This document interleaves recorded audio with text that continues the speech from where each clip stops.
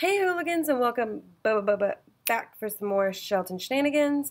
So we are here today. It is officially spooky season, one of the best times of the year.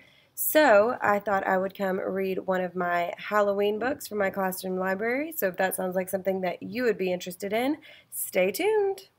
Spooky, scary skeletons send shivers down your spine. Shrieking skulls will shock your soul, seal your doom tonight. Okay, so we are back. We're going to be reading Curious George Haunted Halloween. So for my kiddos that do AR, that is what you will type in, Curious George Haunted Halloween. This is the cover of the book, so that is what you will look for. So let's begin.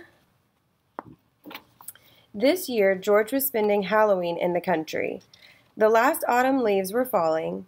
George and the man with the yellow hat were busy raking.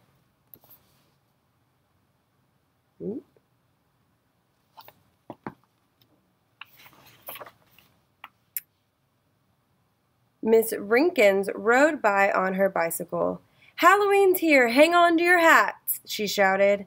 "Happy Halloween, Miss Rinkins," said the man. George was curious. Why would he need to hang on to his hat?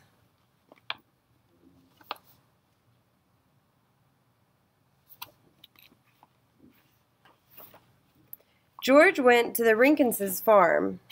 There were so many pumpkins. His friends Allie and Bill were there too. "Hang on to your hats," said Bill. George and Allie were confused. Why was everyone saying that? "Haven't you heard of the legend of No Noggin?" Bill asked. They hadn't.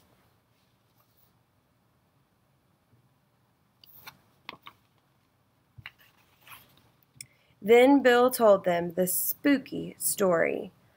A long time ago, there was a scarecrow perched by Old Lonesome Tree. It had a big pumpkin for a head and a hat on top. But one Halloween, the pumpkin went missing. From then on, everybody called the scarecrow No Noggin because it had no head.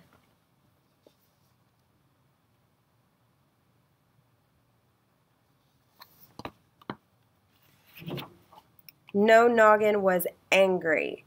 What good was a hat without a head? That's why every Halloween night, No Noggin shows up and kicks people's hats off. George was spooked. A headless scarecrow ghost. "Don't worry," said Bill. "Just make sure you hang on to your hat on Halloween." Oof, a headless scarecrow ghost. That sounds scary.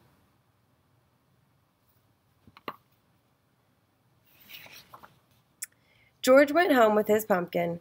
He wanted to see his friend and find out more about No Noggin. "It's just a legend," George said the man. "A tall tale, a ghost story. It's not real." But George wasn't so sure.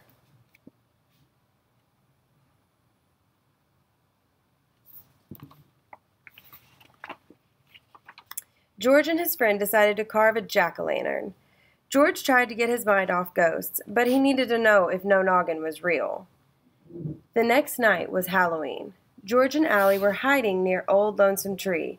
They were going to catch No Noggin on camera.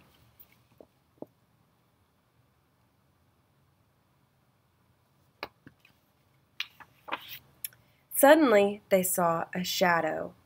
Could it be No Noggin? George took a photo, but it was only Bill in his wizard costume. Then George and Allie had an idea. Bill could help catch No Noggin with his wizard hat.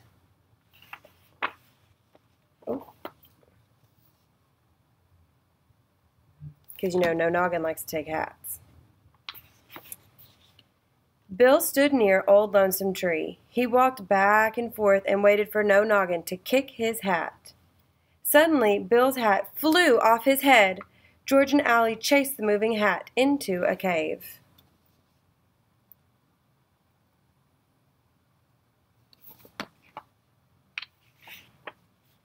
Inside the cave, they found Bill's hat, and a jumpy squirrel, and lots of other hats, all filled with acorns. There was no headless scarecrow. It had been Jumpy the squirrel all along. Jumpy and his squirrel friends had taken the hats to collect acorns.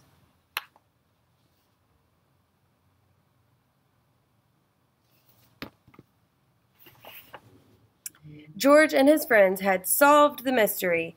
They even had proof to show everyone the truth behind the legend of No Noggin. Well, maybe after Halloween. Now it was time for George to put on his costume and join his friends for trick-or-treating.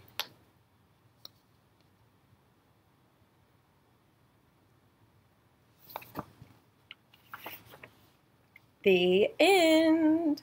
So, fun little short book. I'm probably going to be posting some other spooky stories or some other Halloween related books here in the next few days leading up to Halloween next week.